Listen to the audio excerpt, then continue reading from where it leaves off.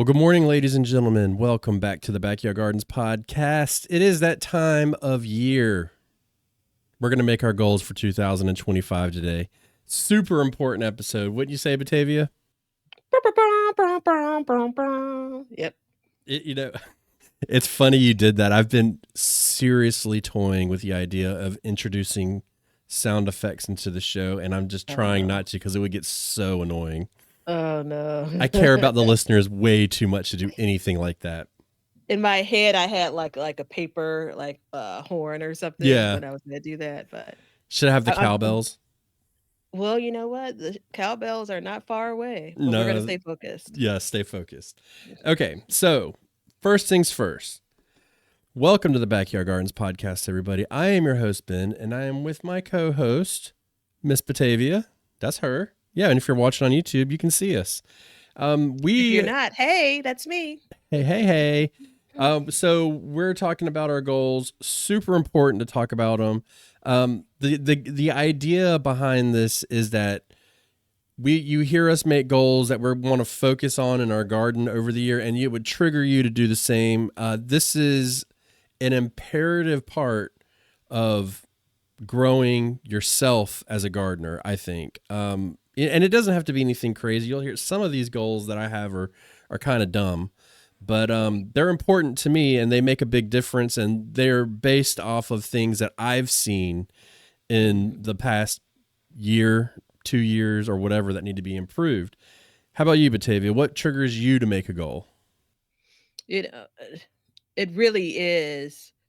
I'm trying to focus on more aspirational goals in the future, and that's not necessarily saying that that's going to happen this year, but oftentimes it is to correct wrong. So something that I've struggled with previously, I want to put more attention on it and in turn make it a Just goal. plain and simple, right? Yeah. Mm-hmm. So if you are new to the podcast and you love us, because after all, let's be honest, this is the number one gardening podcast in the entire world, right? And you want to support us, you can do so by becoming a subscriber, becoming a patron. We have our Amazon list below that has all the products that we use and recommend in our garden that will help support us. And also, we have seeds available for purchase. We have seeds that need to be started now and seeds that can be started in the future. So click the link below and get yourself some seeds. And on that note, as we get ready to do this, blindly, I'm going to say something that I say every single year, and I'm going to get a kickback from it. But ladies first. Oh, okay. All right. So I'm going to go big here. And by big, I mean a small step. You mean, okay, you mean Yeah. you're not going to kick back on ladies first? Because this is the first time ever. Well, no, I mean, I'm just, You're folded I'm not going to finally. fight it. Yeah, because this is generally what we talked about, doing something different. And since you've gone back to your old ways, I'm just going to roll with you. So the first goal that I have is to dip my toe into automating water, automating my watering. Now, wait, hold your applause. The reason why it's just my toe is because it's going to be with my vertical planters, because the system seems very straightforward. And so obviously I've done things on a timer, and that's to some degree like with water hose is automated. But it's not like your drip irrigation. And I don't think that it has to be, but I do want to not worry about those this year and making sure they're watered. And I think that it's going to be important for me to see the ease that gardening is by having to, only focus on this part of the gardening and not watering this other part. So it's a small step for me, but it's important. And I'm not quite ready to commit to like a full irrigation system. I know we've talked about it. I even saw a comment saying you'll never regret it on one of our videos. And so not there yet, but I am taking this first step, and that's all I can commit to. That's it. Well, I'm proud of you. It's I agree, you won't regret it. There there's things to watch out for. It's the only Uh-oh. thing. Well, no, I mean, look, the only thing is like if you get like a week of rain, don't forget to turn it off. You know what I mean? But that's really about all you got. And even then, it's not Mm-hmm. that big a deal. But Mm-hmm. yeah, when I changed to automatic, well, actually, I take that back. I went to automated watering almost immediately because I just realized like I'm not going to do it. So I can't really say one way or another. It's just ingrained in me, but you'll like it. I hope you do. And I can see why you would. I don't use the vertical planters, but I can see where they would kind of be a pain to water. Mm-hmm. Is it a pre-built system that you're looking to get, or how does that work? It's not pre-built. I mean, it's here's the tubing, right? Here's the connector, here's the Bluetooth. So they give you all the pieces. And based on my location, and that's been a challenge. One of the reasons why I haven't, um, well, there are a couple of reasons. But one of the reasons I haven't gone all in for the rest of the garden. I've seen people with gardens that look like mine, where things are kind of spread out in odd places, and they have these kind of drip systems in place. So remember, once you see something, you really can't deny that it's possible. Now, if it's easy, it's still a question mark, right? Easy for that kind of configuration to be set up. That's still a question mark. And a particular gardener I'm talking about has both containers and raised Yeah. beds. So again, part of my pause had been, if you all have been over on Be Better Garden, you'll see my setup, front yard, backyard. These aren't just kind of beds lined up together. So I've always thought it'd be difficult to run the hoses, quite literally, without them being kind of, tripping hazards and all of that. But anywho, so with that said, the focus when it comes to a few of these planters is a space that's not going to be like, a tripping, hazard. Like I said, that I can line them up and I can do was it daisy chaining? So that's the intention. They're going to be out of the way. So I'll be able to run it alongside the house. And you know where that front yard bed is, like under Hmm. the window? I'm going to put some planters in that space this year. And that's where I'm going to put the first set of watering systems. Is it the real So, small tubing, yeah, like, like quarter-inch like, tubing is black? yep, uh huh. Yeah. So the only thing I will say about that is when you want to expand, oh, like and go to the rest of your garden, because next year, well, we're talking about Batavia, so in 3 years you will want to. No, seriously, next year when you want to, that tubing is very restrictive as far as water pressure goes. So Hmm. you'll lose a lot of water pressure. Two Hmm. ways around that: put a splitter on it and then do something else for the rest of your garden, or just change the whole thing. But if it works for you, works for you. I'm happy Yeah. for you. I hope it works out. I hope you like it. Yeah, thank you. I need a taste of it to be encouraged to take it some steps further, Yeah. because of what I know for sure, while it probably will be some growing pains, once I get to there, right, kind of thinking about the larger garden, it will be a great joy. Last year was probably the most difficult year to keep up with it all, so to keep up with all the other garden chores, the watering, and then life. Yeah. So I luckily didn't have like any real loss, but it wasn't as enjoyable as, in previous years, like the ability to connect with the plants as I'm watering, right? It felt like more of a chore last year. And so, Yeah. I could see that. I could see that being an issue. All right. mhm. You ready for my first one? Is this one of I can't believe any of them are stupid. I really don't even want you to own that one, but yeah, I'm ready for it. Yeah. So it's not that it's stupid, it's just trivial. Mhm. And it's basic, but nevertheless, it's still important. So my first one is thinning. I have got to get better about thinning. End of Mhm. story. I've had issues over the years when it comes to starting seeds. A lot of times, what happens is, and we did this and we talked about the different seeds containers that I use in a previous video, or yeah, podcast video, whatever. You know what I'm saying. So what it is I have these 50 cell trays. It goes up to how many ever cells are in there, but I always start 3 seeds per cell. Just insurance. Don't want to mess up anything like that. And I always will. I side on the air of caution. And what I usually do is I'll say, okay, I've got germination, cool. let me get some things going, get a little bit of height on them, and then I'll cut them back. And I'll cut one of them back and leave two in, and then I always forget to come back and do the next one. And what ends up happening is there's still nutrients, and then I get a bunch of overshading, overcrowding, and stuff like that. And then that's just inside. But then you go outside, and it's like when I start my carrots. I mean, I don't know about you, Batavia, but thinning carrots is a true nightmare. I Yeah. mean, I hate thinning carrots. And I had this issue in the fall.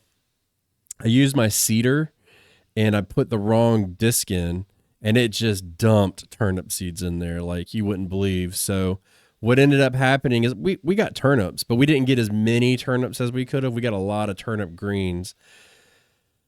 So I ended up going through, and this is my way of, I kind of got started on a little bit early, but I would just go in and just take handfuls of turnips out and throw them out, just randomly go through, and then I do it again, and then I fell off. But I just realized that like this is something that is rudimentary in gardening, and we all know that it's very important. And I mean, we know to the tune that we're going to be talking about it next week in our spacing episode. So that's coming up. But it's just like from seed cell to actual plant, thinning is very important. And I need to make sure that I'm doing it because it's incredibly frustrating to like have that as your fail point when it's totally avoidable issue. Yeah, and it happens enough across enough crops for it to even make this list, right? So carrots last year, I've had some really non-existent carrot years in the early years to some really great carrot years to last year, right? And the number one reason why it wasn't the most desirable was absolutely the thinning, right? And I really got caught up and wrapped around the axle with it all when it came to wanting to do something with the pieces that I pulled out, the thinned, seedlings. And instead of focusing more on making sure I got in to thin them and just focus on that small space I was growing carrots in.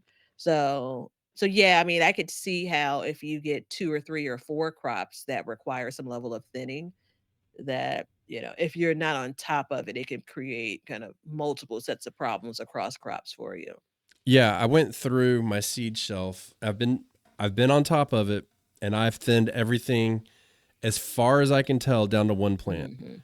I Mhm. probably did miss something, but I absolutely went through and I took the time and I thinned it out, and we'll see how it goes. This is Yeah. year one, and I have a feeling, even though this is the most rudimentary on the list, I think that it's also going to be something that's going to be the hardest for me to manage, because a lot of times the way I look at it is like, hey, I got my seed in, I'm good. And that's just not the case. I mean, we've sat on here and talked about seeds a lot, Yeah. and we've talked about things that we need to do, and it's like, man, you got to practice what you preach. So Yeah. um thinning, number Yeah. one. Okay. Now I will say this, I'm regretting already going to forward until the end of this year when we talk about did we meet our goals. I'm not looking forward to that already, so let's just get that one out of the way. Yeah, man. And as I say this, it's so I have one goal that will be measured very early in the season that we'll cover today, and another goal that's going to be measured very late in the season. And I think I'm almost more nervous about the one that's going to be measured pretty early in the season. So I have an opportunity to meet it or fail with it very early on. Yeah. And then the other one, it's kind of like, well, you got plenty of time if you remember it to, fulfill it. All right. So my next one is I'm going to generally put it under the category of spring.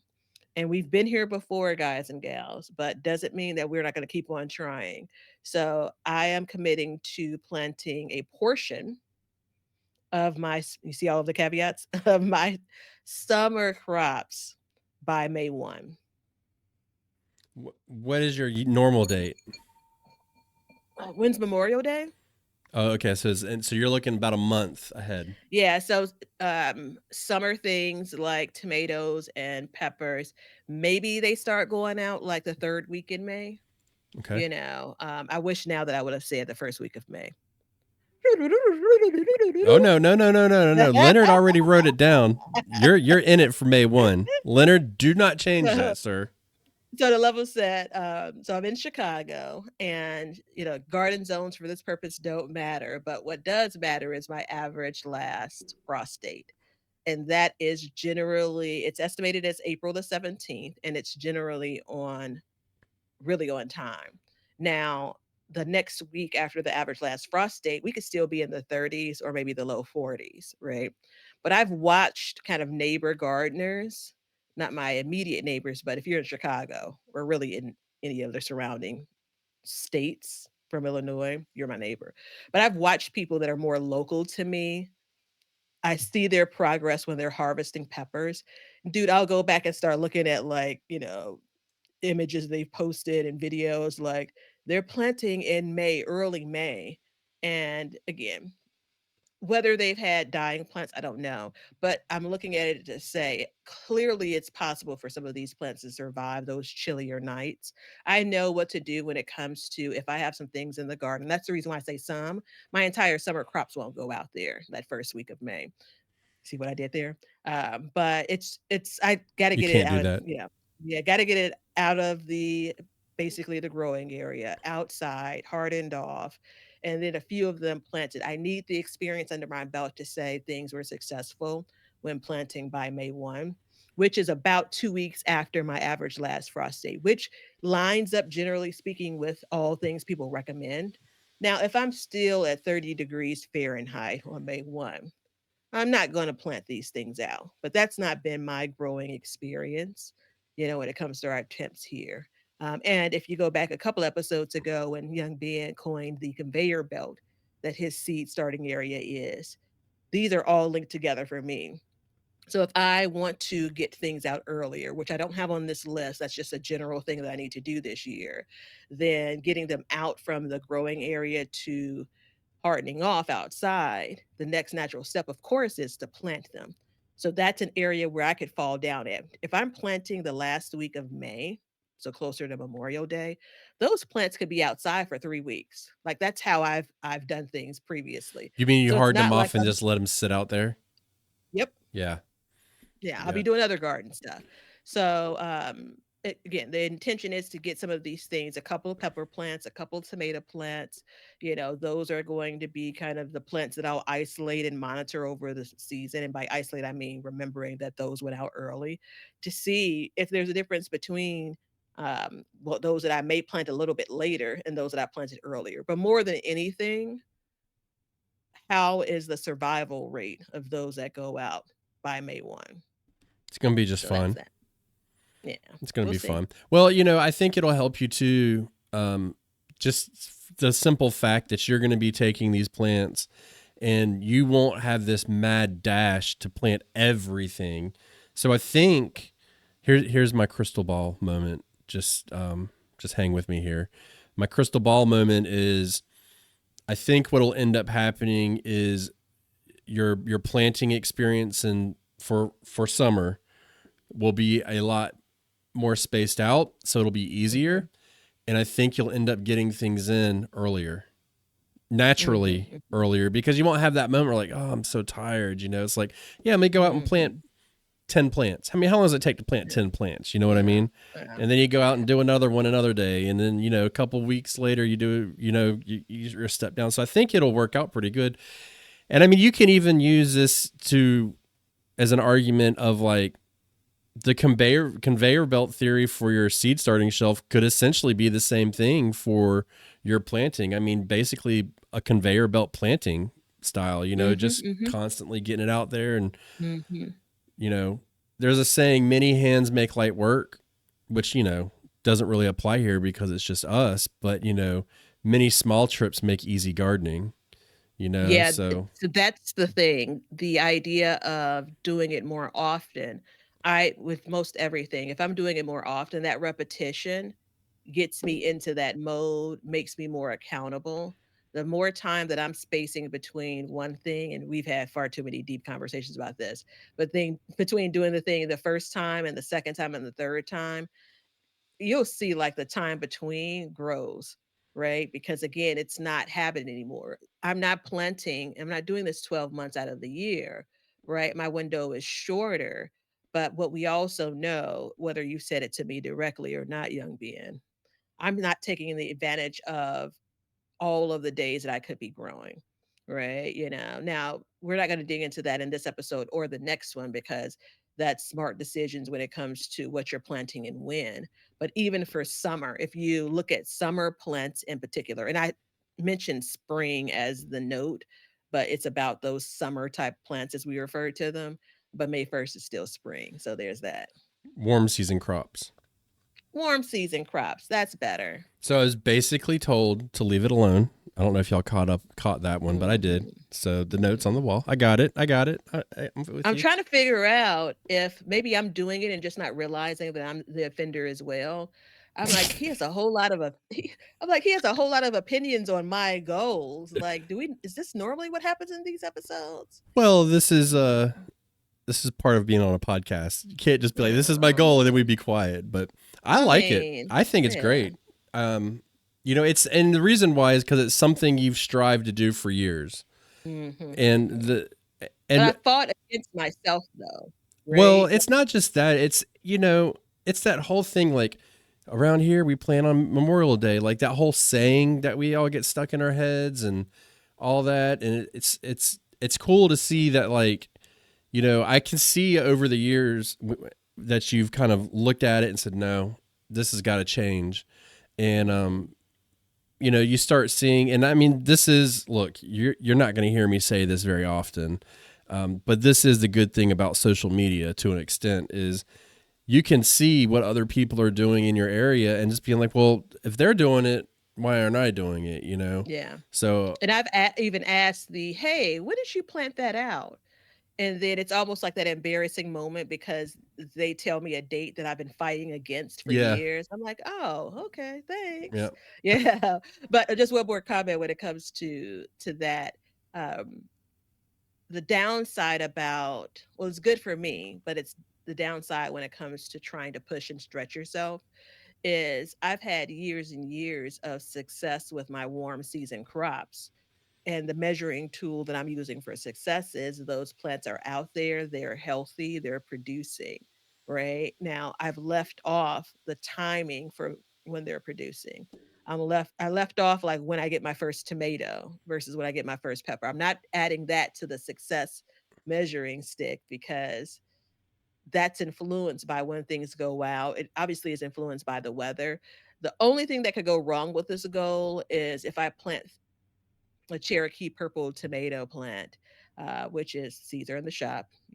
Go ahead and get those if you still want to grow them for this year. click, click. If I grow, if I plant one on May 1st and then I plant one on May 21st or June 1st, even, and the production is the same, right? So that's the downside of this goal. If it proves a part of my theory around by the time we get really hot, things start to catch up with each other, then I mean we're reworking all of this next year.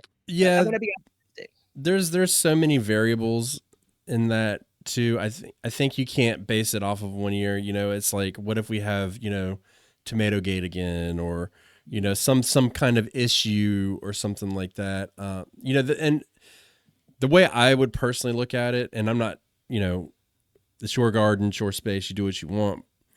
But let's say it does catch up to it, and it's about even. I would step back and look and say, hey, was it easier on me to plant? Was it because I don't know about you. Let me ask you this before we move on, which we do need to move on. Um, is your planting time like when you get into your warm season crops? Is it particularly stressful for you? Because for me, it can be stressful and very tiring at times. So at around minute 23 to 24, for those that are listening, as we've done in previous episodes, it's worth going back to watch the video and the look on my face when young Ben had the nerve to call upon Tomato Gate. Like that was a moment where I felt like my friend was rooting against me. No, Like I'm very absolutely not. uncomfortable. Absolutely not. You have to tell people how you feel about things. I All look. right, now you know. Now you know. So Yeah, so it's such a great question, and there's an episode in there that you have to remind me to talk to you about offline. Um, when we get to June, the stress is high for me. Um, it is a busier time. There's less about like I don't feel like the clock is running out. I just feel like I still have so much to do. Right? That's I typically will wait to for when I'm purchasing flowers, which I normally do. I typically wait to like be inspired by what my flower designs will look like, and I postpone that even thinking about it until I get all of my veggies and herbs planted. So, like the joy, I'm postponing the joy and I'm sitting in the middle of the stress of trying to get these last things done. So I see the vision, right? I see the idea of if I am planting more often and it's not all kind of bundled in the same set of couple of weeks. Remember, by then we already have things growing from our true cool season Yeah. plants. They should be already in the garden and growing, right? And some of them reaching their end. Now it's the next set of plants that are going to be like, remember how we talked about that represent a lot of summer for us, like Yeah. the idea of summer. These are veggies that I really love that are important to me. And I'm fighting at that point. Now, a lot of the spring is mixed up with garden projects, other things, yada, yada, yada. There are any number of excuses as to why I'm still putting things out on June 11th. Right. But anyway, I see the vision of um, beyond if I get 40 tomatoes off of the May 1st plant and 50 off of the June 1st plant or 50 off of both. Beyond that, I definitely see that there could be a win if I go earlier for some of these things. Yeah. I mean, when you when you talk about like a bigger garden, it sometimes it's important to relieve the stress off of you. Mhm. I know for me, it can be very difficult at times where it's just like, hey, I'm out there. I mean, some nights I'm out there till 8:30. And well, let me rephrase it. I take a break because mosquito hour comes, and Mhm. I'm not trying to get in a triple E virus or anything like that, Zika or whatever the hell it is this year. But I take a break and then I come back, and I'll be working into the night sometimes, trying to get things planted in an appropriate time because I feel that clock ticking. And Mhm. for me, it's the heat. It's like I feel the heat Mhm. coming. We know it's going to be here soon, and we need to beat it. So I'll stay out there and doing it in phases like that. And this isn't one of my goals, but maybe I need to do like tomatoes one day, peppers another day, something like Mhm. that, or 1 week or something. Because I mean, invariably, if you've got everything timed out right, and you've up potted appropriately for some of these plants, and let's just stick with tomatoes and peppers.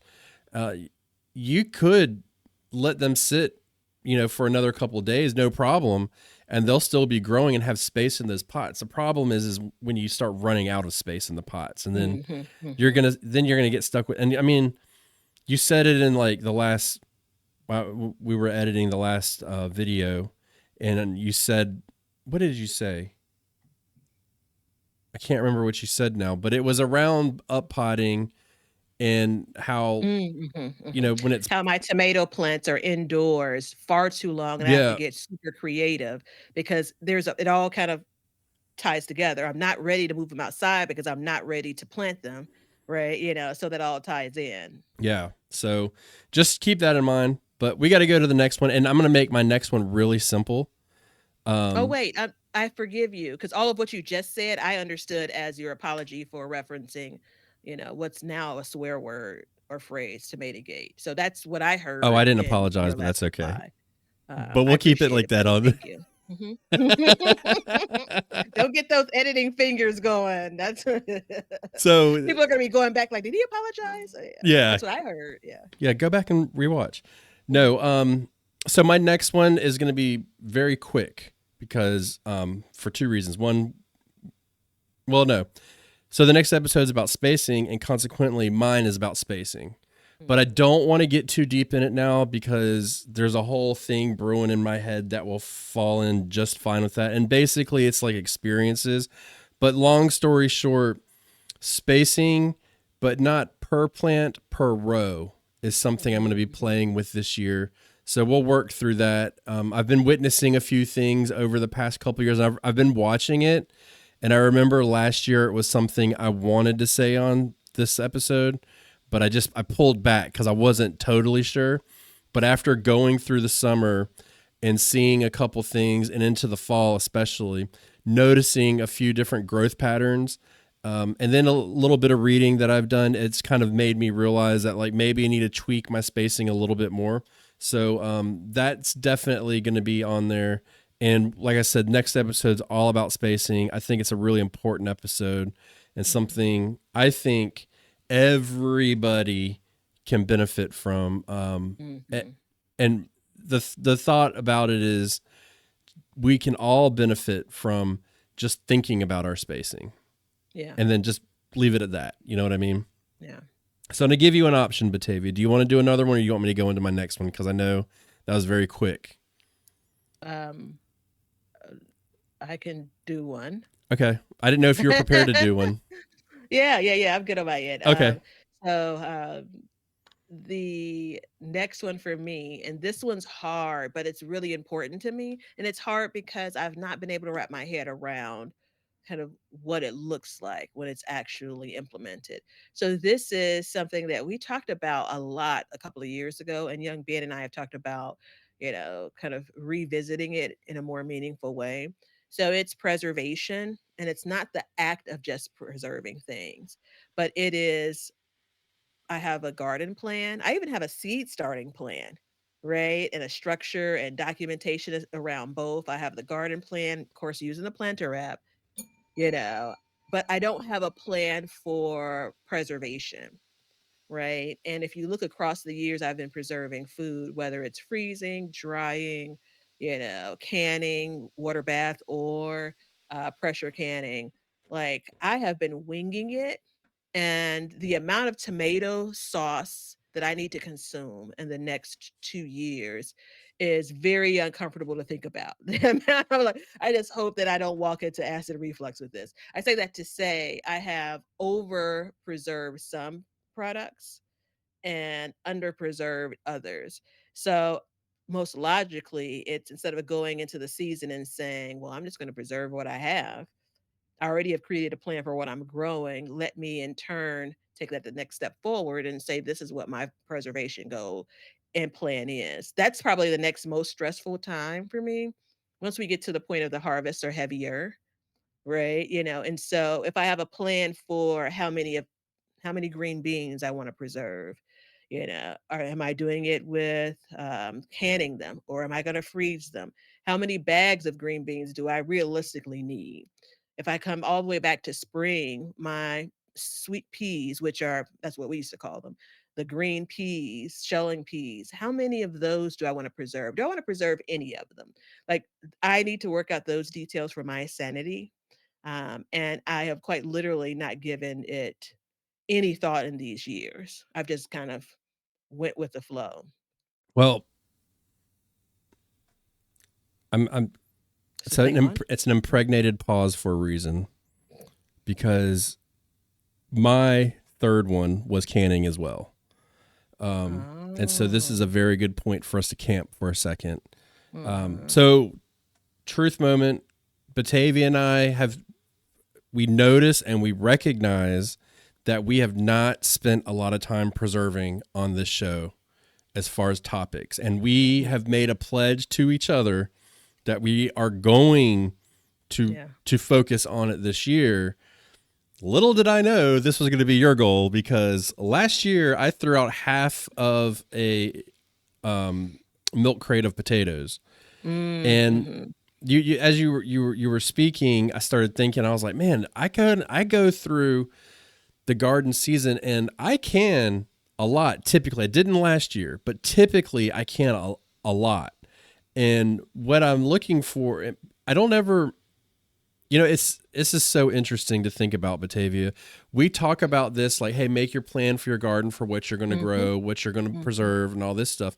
And while I do that, I think about, I'm like, hey, I want to preserve tomatoes. Cool. Let me grow X amount of tomatoes. But at the same time, I always haphazardly go through it. Mhm. And I'm just like, yeah, I'll can today. No, no. And I don't, I Mhm. don't think I've ever set a goal for like this is how many jars I want or anything like that. Now there's a reason for that, and one of them is self-preservation because I don't want to be let down when I don't actually fulfill that Mhm. duty. That's Mhm. kind of an issue that I have. But the other thing too is I don't know that answer of like how much am I going to get out of this? How much am I going to get out of that? How much is my family going to eat? Like I haven't figured that out, and I would really love to. And I don't. I think there's always going to be this little bit of mystery behind that. But canning is something, and when I say canning, I mean just overall preserving. Mhm. Mhm. I recognize my wife this year, this winter, she keeps coming home with frozen green beans. I'm like, what are you doing? And she's like, well, I want to eat green beans, and I get tired of eating them out of the can. I'm like, okay. So now I'm Yeah. thinking, okay, cool. We can start freezing green beans now as well. Mhm. Now, on a personal note, I, through hereditary and lifestyle choices in my past, I'm now on a low sodium diet. Mhm. Okay. Blood pressure. Um, Mhm. that with that in mind, if I want to eat spaghetti, really the only way I can really eat spaghetti and continue my path of lowering my sodium is to make my own spaghetti sauce. Plans like control the Yeah. ingredients that go in it. So Mhm. it becomes more important in controlling, and this is another thing that we've talked about in the past, but like controlling your health through your garden and using it to your advantage. And it's difficult, but last year I failed at Yeah. canning, and the whole thing with the potatoes and like tossing all of them was like, man, and I knew the whole time I need to be canning these, and I didn't find the time. There was a lot going Mhm. on between this and everything else. So, Mhm. but at the same time, that's one of the things is like you need to break down and go back to the basics and think what is important for you and your family. And for us, it is preserving our food to some extent. I mean, I would rather eat a fresh potato than a canned potato. But at the same time, like we got to get what we can get and do what we can do. And so that's Yeah. really what we're trying to do. So I'm with you on that. But haphazardly going through it, I don't know the right answer to that other than just kind of looking at your harvest and seeing what you're getting out of it. Well, I'm gonna do something that I'm gonna try to do something that this is a painful one for me.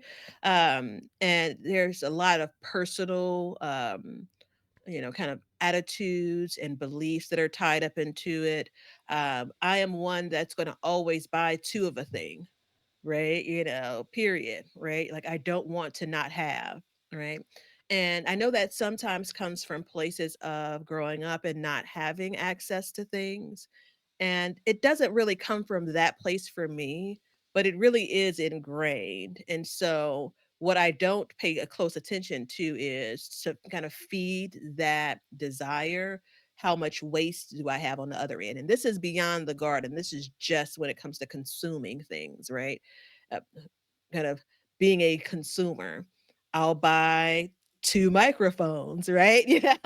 I'm not I'm joking there, but I'll buy 2 of this jar because if I really love it, I wanna have an extra. Like, it's something that I'm working on separately, but it bleeds into the garden heavy, right? So my knee-jerk reaction, the natural thing for me to do is to plant more of something and then figure it out later.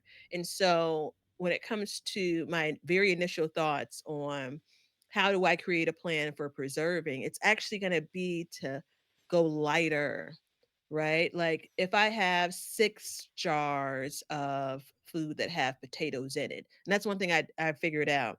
I enjoy so far canned potatoes when they're in a dish versus just straight a can of straight, canned potatoes. Now it could be the age of the potatoes by the time I get to them. It could be any number of things as to, do I really not enjoy just straight canned potatoes? But that's a good example of I only need 6 jars to meet my goal. It's not about lowballing it so I can meet the goal, but it's about trying to reel in some of my expectations.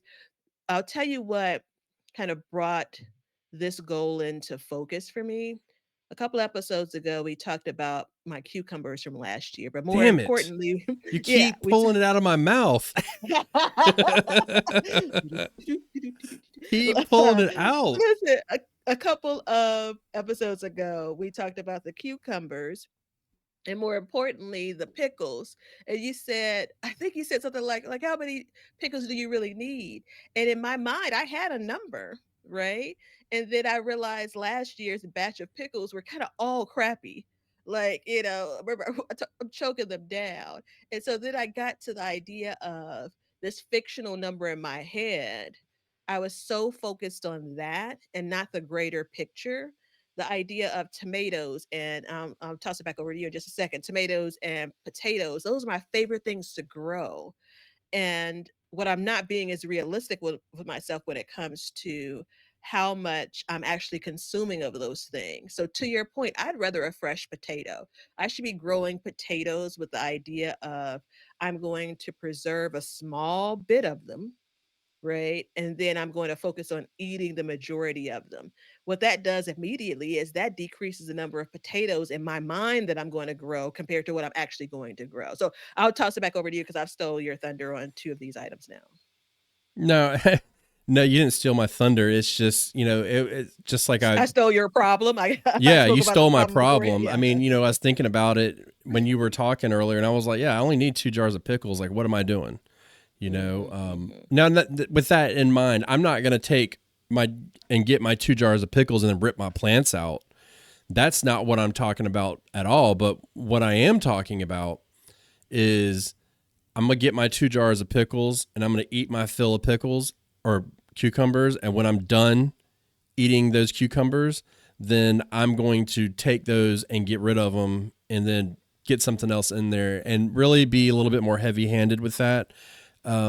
There's a thing with, and I think most gardeners deal with this, but you look at the garden in the summer and you cherish it for everything that it's worth and the look. And a filled up trellis is something to be cherished. But at the same time, that trellis can be filled back up in due time. So that's something. But yeah, it's just figuring out, like, for me, it's to focus more in my canning and really get that under control and then really go from there. And what that entails is, well, preservation is a lot of things. It's get more done, but get the right amounts done that we need. Yeah. And I believe in going a little bit extra because you don't know what the next year is going to bring. But at the same time, I also don't believe in doing so much that you're never going to get it. You know what I mean? Yeah. Like, it's just never going to be done. Your shelves are going to collapse because they got so many jars on them, Two final thoughts. I'd never thought I'd do this, but what's wrapped around this goal that isn't directly associated with the garden podcast per se, but I have to start with an inventory. And so that means an inventory of what I have in my freezers, what I have in my refrigerators, or more short term, what I have on my shelves. So before we actually get to the point of preserving, right, I need to have that noted, right? So that helps me understand. I think I could probably not can another tomato this year and be fine, Yeah. like with what I have in my reserves. Now, the second part of this that is kind of, again, not necessarily spoken of much is a preservation plan and a garden plan and a seed start, all that coming together. I have to be much more intentional on my consumption, actually eating what that's in this house, what's in the freezer, what's on the shelves, and all. That's a conversation for a therapist. So we won't Yeah. cover that here. So let's do this real quick.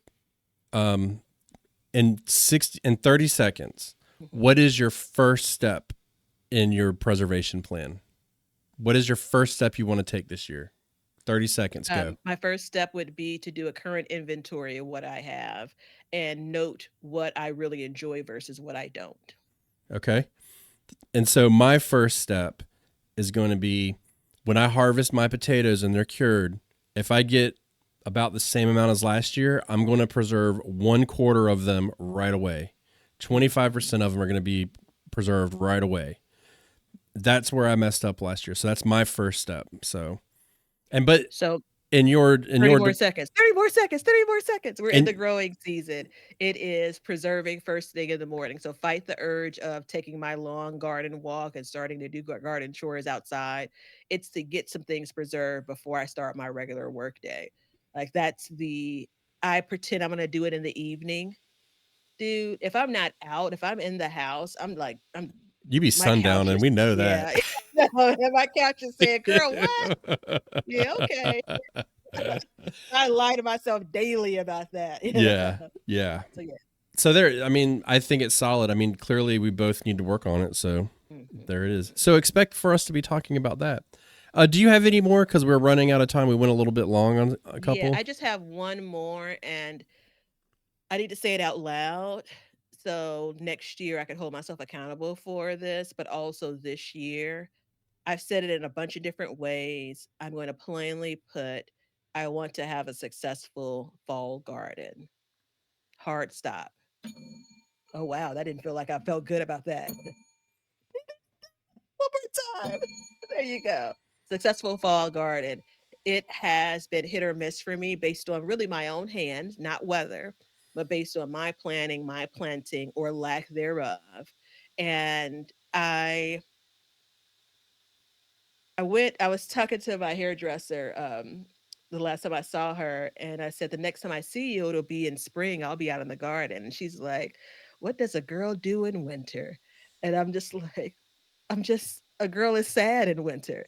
So I bring that up because the reality is the enjoyment I get from what we're doing outside, I could extend that into the fall, but my garden doesn't show that, if that makes sense. Like I've not planned my garden for to experience that.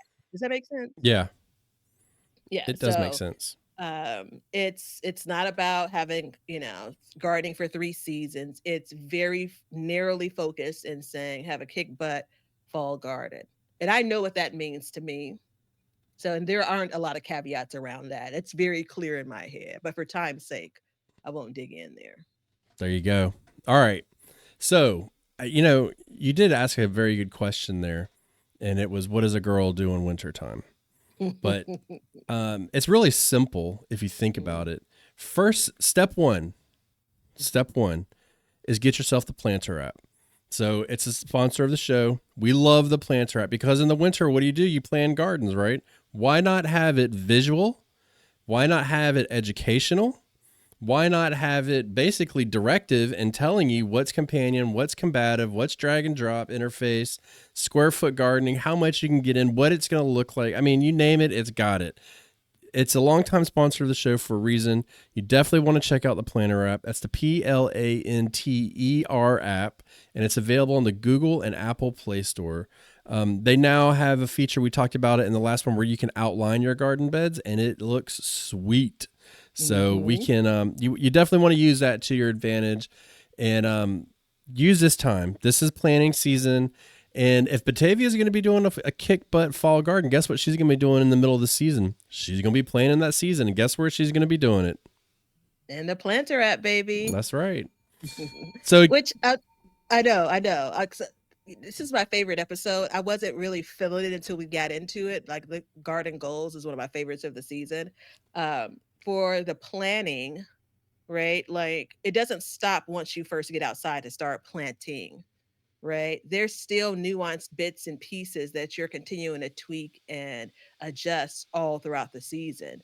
It's not even just me planning for my fall garden, it is making adjustments for spring while I'm in spring if I need to, making adjustments for summer while I'm in summer if I need to. So keep that in mind. Don't think that I spend the most of my time in the planter app in the winter because, again, a girl is sad and it's a pick me up and it's beneficial to my garden. But I'm out there with my phone in the garden in June, like, let me shift this because this is actually what I really yeah. wanted. So Well, it's keep good that to in have it as a record. And if you use a link below, you'll get a discount on the subscription to it. So definitely a good, healthy discount at that. mind. So, excuse me, please check it out. So, for the question of the day, we've got a little bit of a curveball. I got a text today from a friend, and I Okay. wanted to bring it up. I think it'll be beneficial.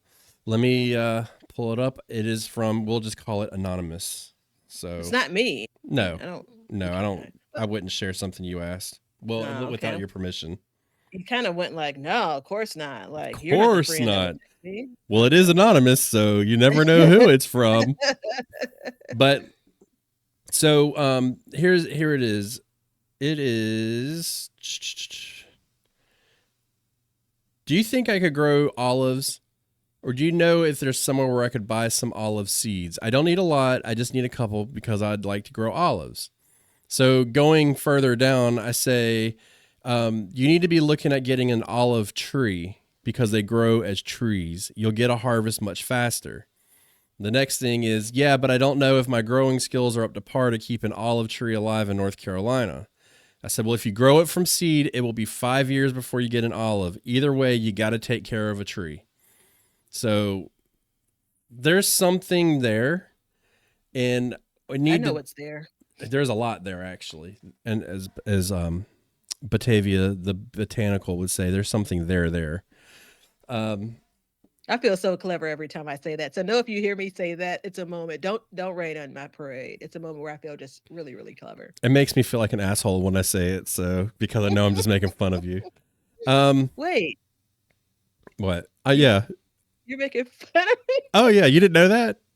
Just falling apart here. It's okay. I still feel clever. So the what ended up happening was I went through it, and I went, and because I don't care about growing olives. That's just Hmm. not on my wheels. But I knew how they grew. So I went through and I did a light Google search. And the keywords I put literally were growing olives, 2 words. And so it came up with a fact sheet, right? And it says olives grow in a tree, zone 9 to 11, don't like freezing, don't like nutrients. They like very dry soils, stuff like that. So I started thinking about it, and I was like, all right, so here's the moment. You ready for this? Is a big moment. I am in zone 8B. Now, that's very important for this conversation, is why I bring it Hmm. up. Typically, it doesn't matter, but for trees and stuff like that, it does. So, Perennials, right? perennials. So, what we know right off the bat is it's going to be a struggle. It's not going to be impossible, but it is going to be a struggle to grow an olive tree here. Okay. So that's your first issue. Um, Hmm. the other issue is, you know, wanting to grow something from seed that's a tree and not understanding. And I think the underlying issue is we all want to grow certain things, but I think our dreams can become too much sometimes. Does that make Hmm. sense? I know it's kind of harsh, Yeah, but sure. that's Yeah. really how I believe it. I would I would love more than anything to grow a mango tree. Anything. But the fact of the matter is it's just not going to do well here, and I am going to struggle the whole time. And then the other part too, and I'll pass it over to you, Batavia, is the confidence behind it of like, I don't know if my skills are up to par for it. And it's like, well, this is how you get your skills is you figure out what you're going to grow, you figure out what it needs to grow, and then you grow it and you do what you need to do to keep it alive. So, Yeah. what are your thoughts? I have so many thoughts, but I'm going to try to keep this short.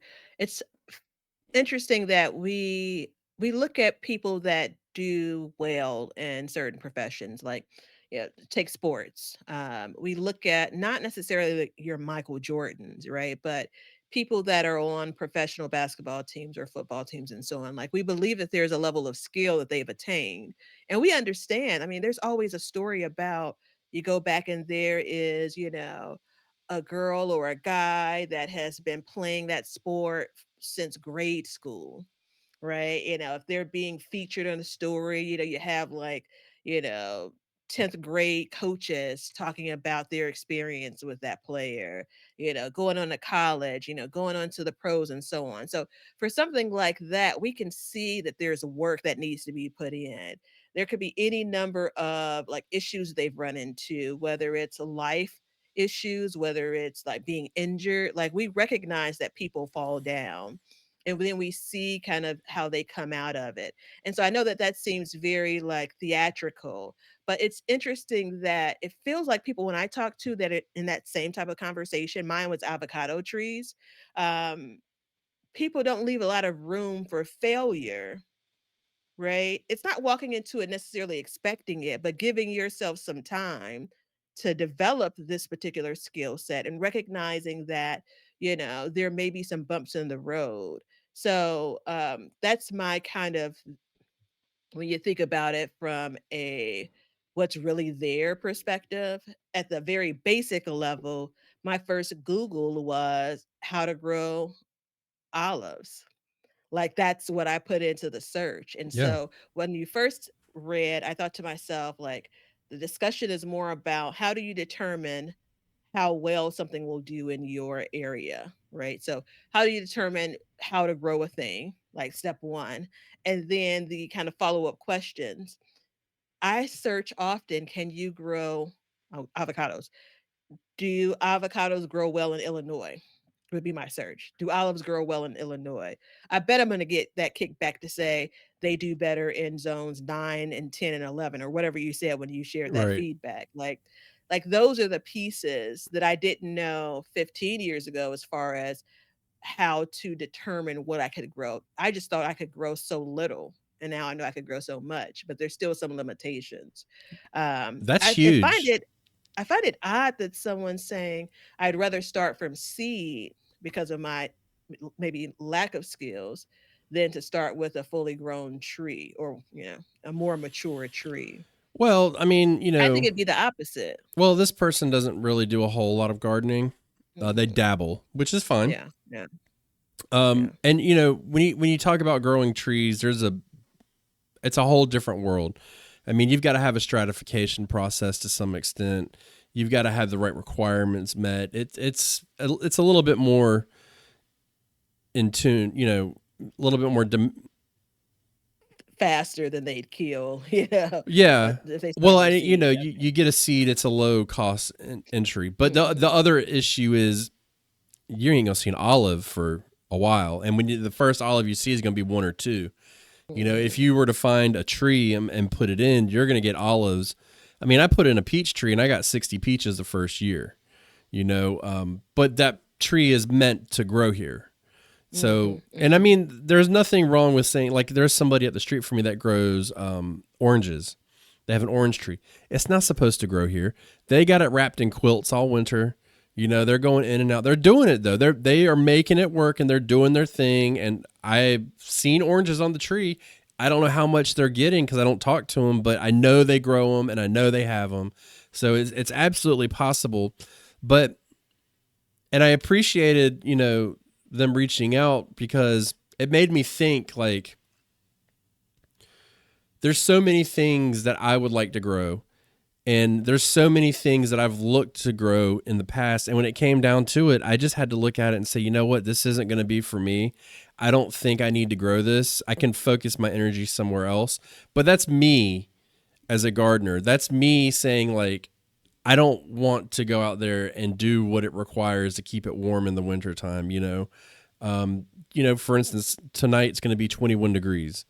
Um, that's going to be a really hard take because you're seeing, if it's zone 9, that means it can get to a light freezing point, but it can't take too much of it. And it's just not the best climate. So, if you want to grow something in general, like make sure before you get your heart set on it that one, you can meet the parameters of it. And when I say Yeah. you can, is like either naturally they're met or on the other token, like you're willing to do what it takes to meet it because you make that financial investment and that effort. And it's all fun and games in the summer when everything's growing. And then fall comes and you're like, here we go.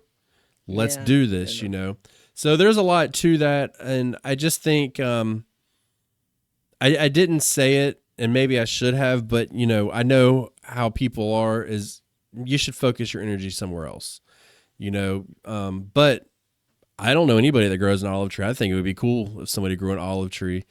Um, I don't know what you would do with that many olives because invariably you're going to get a lot of olives, but I imagine you make some oil or something. But, it's interesting thought, and it's something to think about in the future. And I just felt like all gardeners could benefit from that question, because we all suffer with that. Like, you wanted to grow an avocado tree. And I've had the conversation about avocado trees with a lot of people too, by the way. I personally didn't. That was the example of a friend like yours reaching out to me and saying, "Well, can I grow avocados?"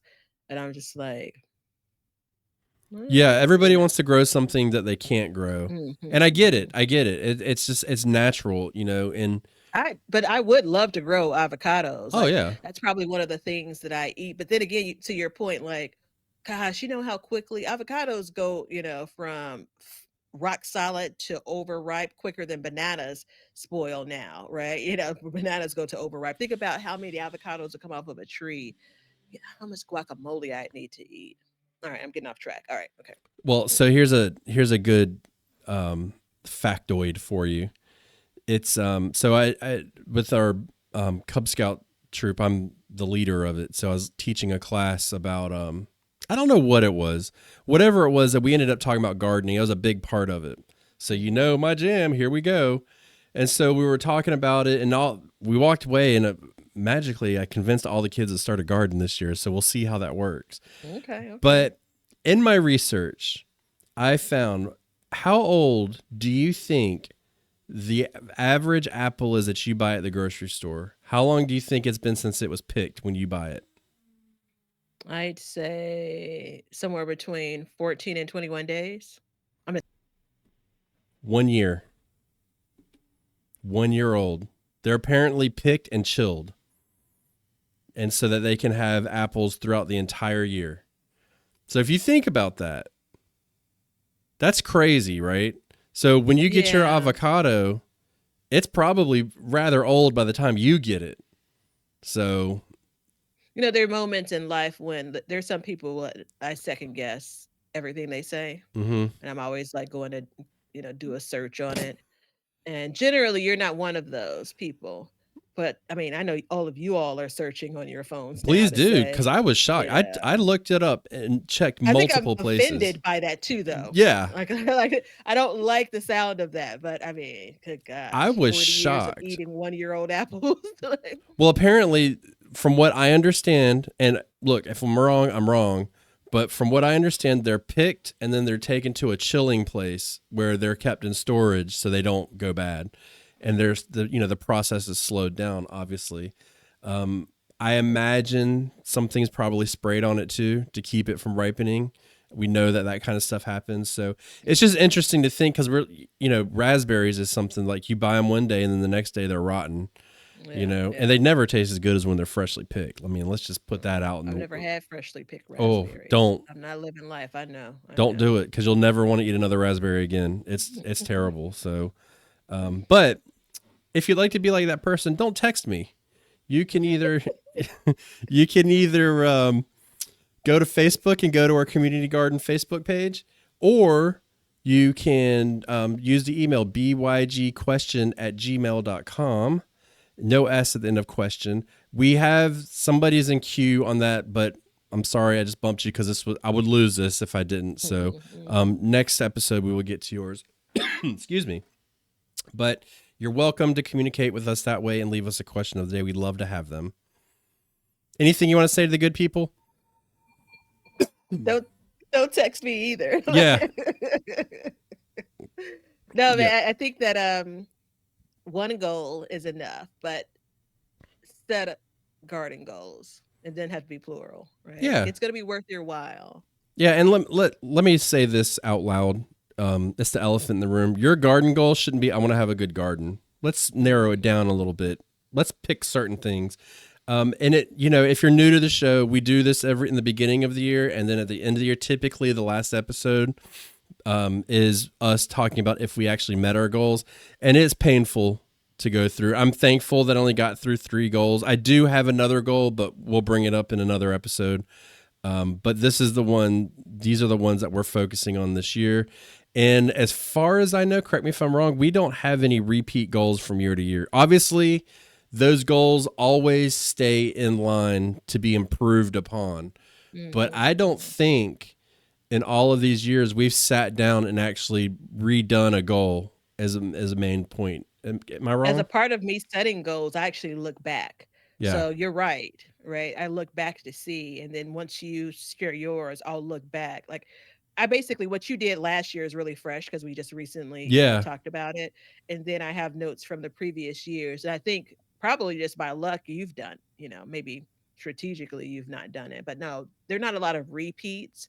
There are things that may be close to something from previous years. And again, like you said, if I didn't make a goal last year, it just doesn't disappear, right? It's just folded in. It's under a sub bullet. Yeah. Yeah. Yeah. So you guys got the main bullets. We're not going to get into Yeah, the yeah, sub bullets. There's not enough yeah. episodes or weeks in the year. Okay. So if you'd like to support the show, please do so. You have all kinds of ways. Come get some seeds from us, become a subscriber, and also go to YouTube and check us out. You will see both of us. There is no question what we look like. We don't have to get the comment, hey, I never knew you'd look like that, because we're everywhere. You can come see us talk and laugh and joke and all that stuff. So check us out on YouTube. Once we get our requirements met, which we're kind of getting close, we're going to open it up to members only on there. And what that will include are the member only portions, and then the members will get priority on the comments. So we're going to do that, and then maybe some fun stuff in the future. We'll look and see how the gardening year is unfolding.